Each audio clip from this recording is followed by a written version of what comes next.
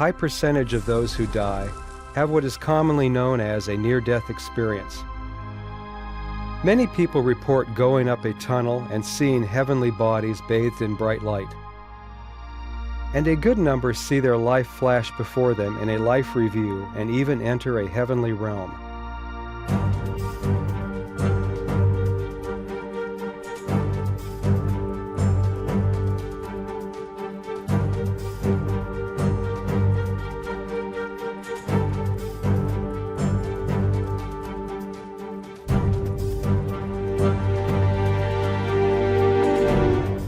When I first started writing about near-death experiences, which was, I think it was in 1987, 88, it was a long time ago. And I was working on two books at the same time. One was The Light Beyond with Raymond Moody about near-death experiences. The other was with Dr. Herman Hellerstein at Case Western University in Cleveland. And it was a book about reversing heart disease. So what we're dealing with here is two very different types of doctors, especially for the time. Raymond is a psychiatrist, and he tends to be more spiritual and questioning. And Dr. Hellerstein was a cardiologist. You know, they walk a straight road. So I was at the hospital in Cleveland. I was talking to Dr. Hellerstein, and we were in a nurse's station. And he said to me, "What else are you working on besides this book?" And I told him, I said, "I'm doing a book about near-death experiences." And he says, "You know, I've resuscitated hundreds of people, and I've never, ever heard of a near-death experience. And I don't think they exist." And so we talked for a while, and then he had a call, so he had to leave the nurse's station. And as soon as he left, all the nurses came over to me, and they said, the reason he's never heard a near-death experience is because he doesn't talk to the patients. And we talk to the patients, and we hear them all the time. And they stood there and they told me several near-death experiences that they had witnessed. And I think that was a period in time when doctors didn't accept any kind of spirituality. Maybe I'm making a gross judgment on that, but I don't feel that I am. And later on, as a new generation of doctors came along, they started to read Raymond Moody's book, Life After Life. They understood things about near-death experiences, but they also then felt free to believe their patients. When their patients said, "You know, I left my body and I watched you do surgery on me." In the era of Dr. Hellerstein, they would have dismissed that.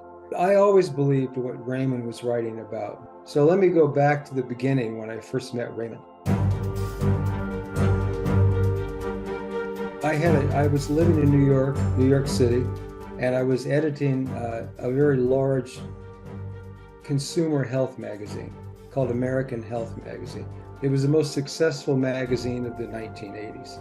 We went from no circulation to over 1 million in just a few months. And that just shows how hungry people were for health information. Anyway, one day my agent called me, Nat Sobel, and he said, "Let's go to lunch. I want to talk to you about Raymond Moody." I didn't know who Raymond was. And so I went to lunch, and Nat says, "I have this guy in Atlanta who needs some help finishing a book. And his name is Dr. Raymond Moody."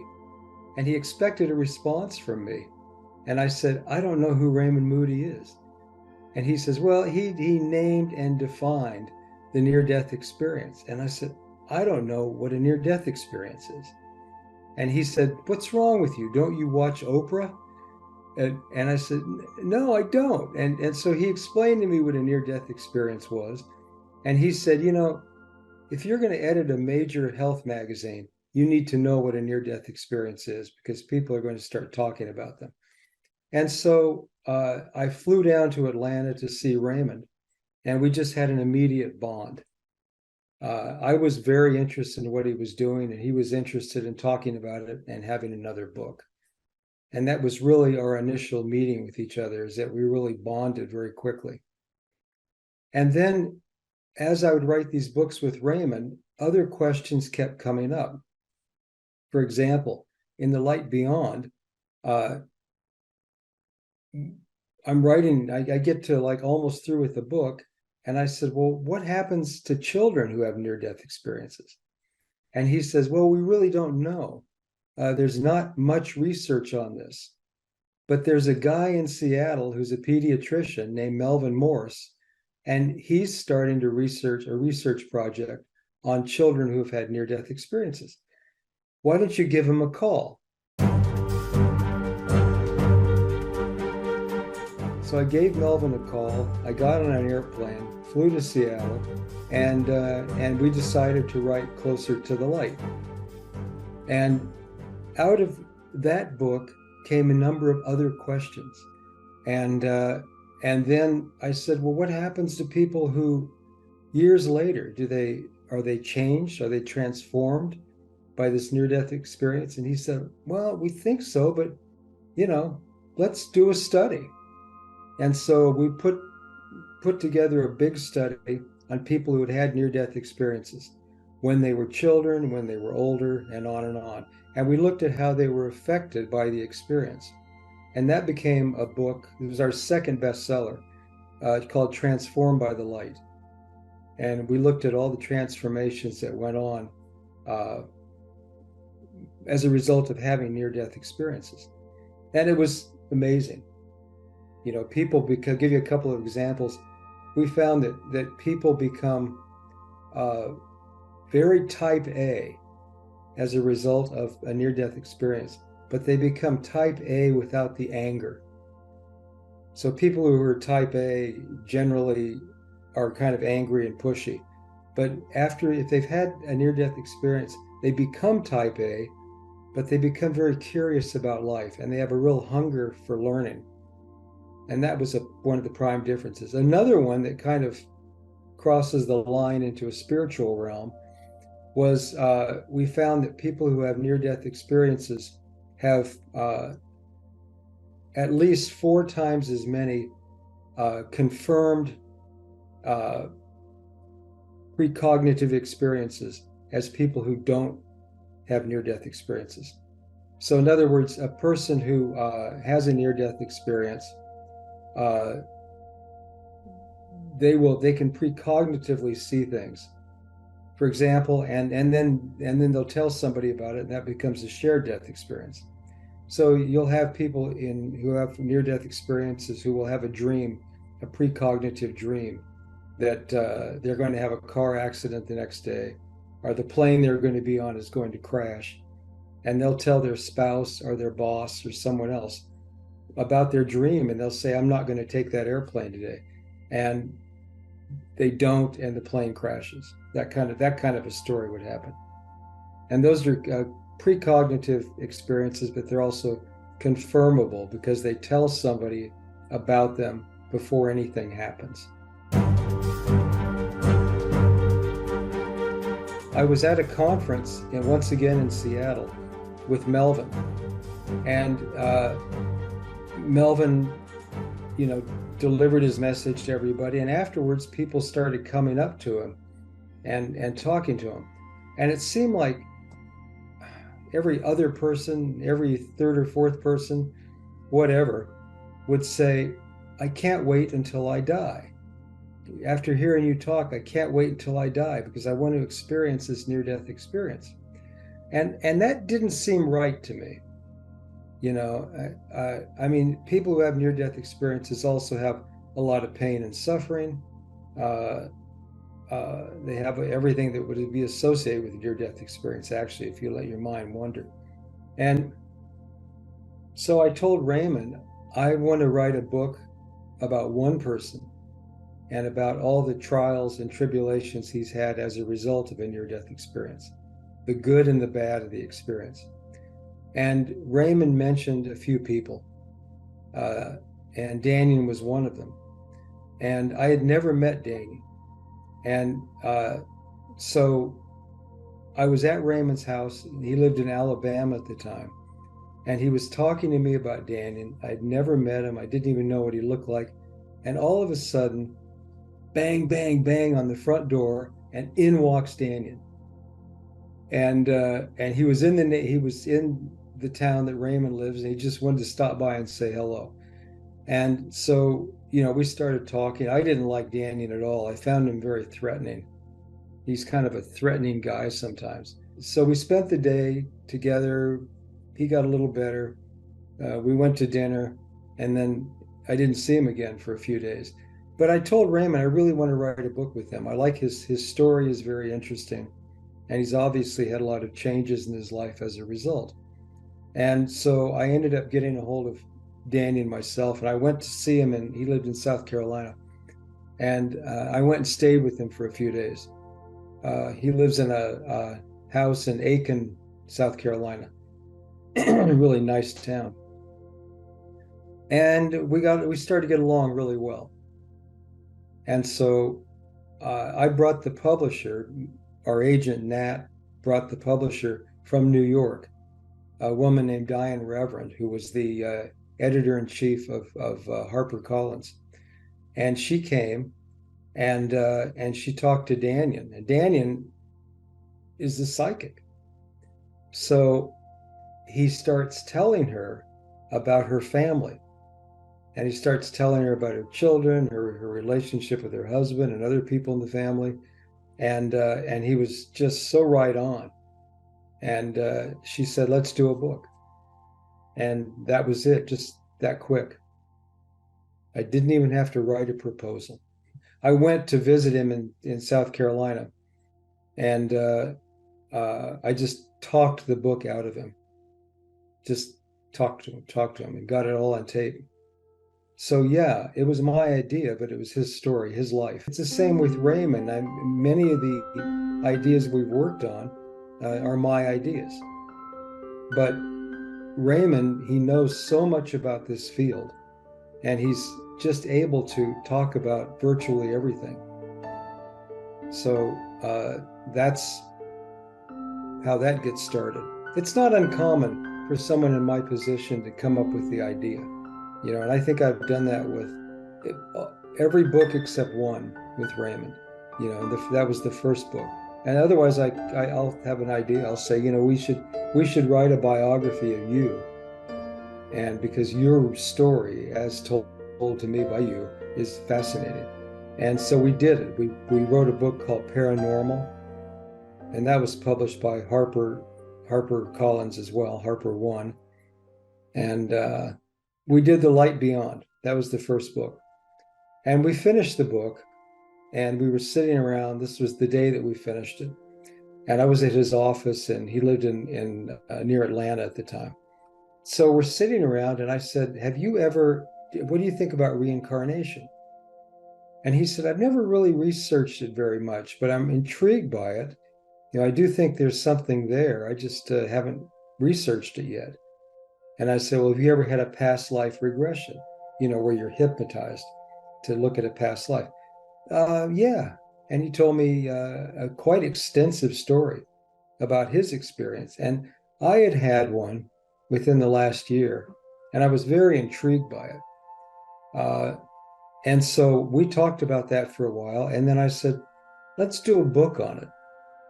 Let's do our own study. So he's a very good hypnotist.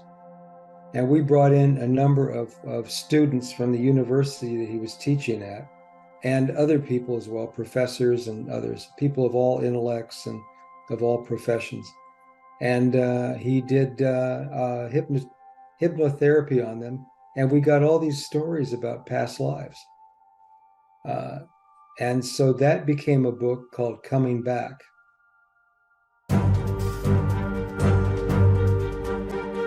Over the years, Jeff and his wife, Jody Long, have cultivated his near-death experience research foundation.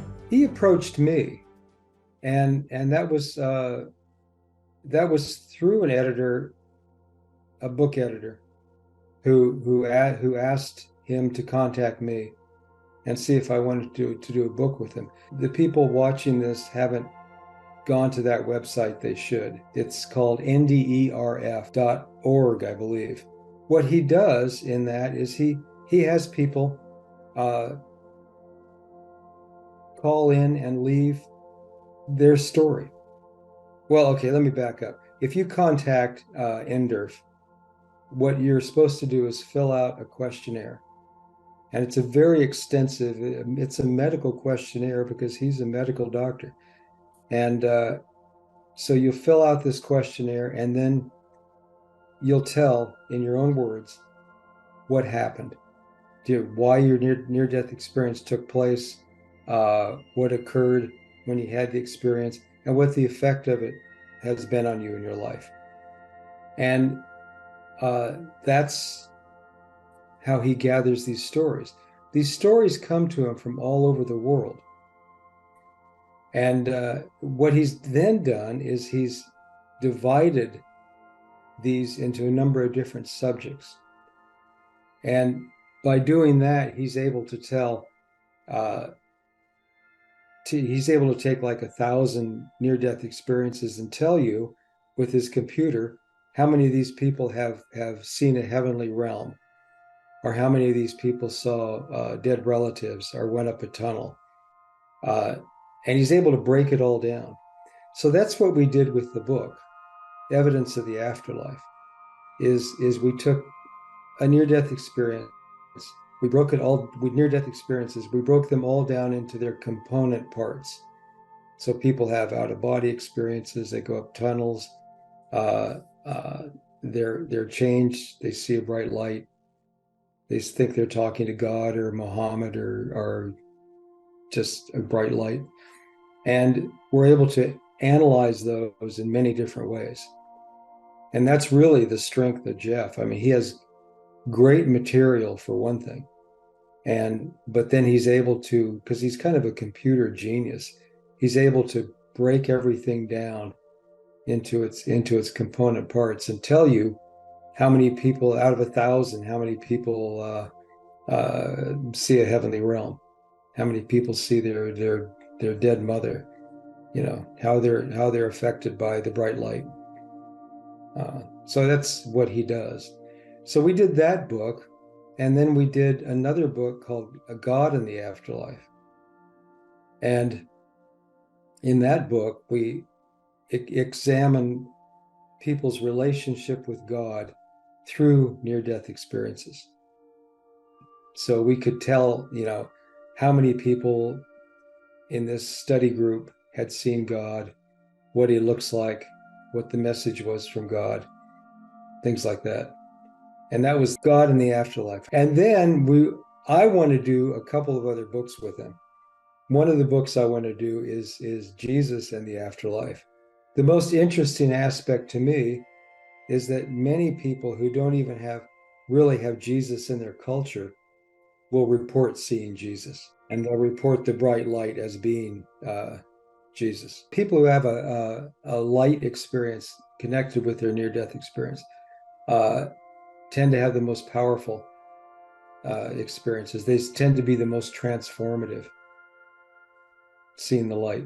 That is a very transformative aspect of a near-death experience. And that's why I've used it so many times in titles, book titles.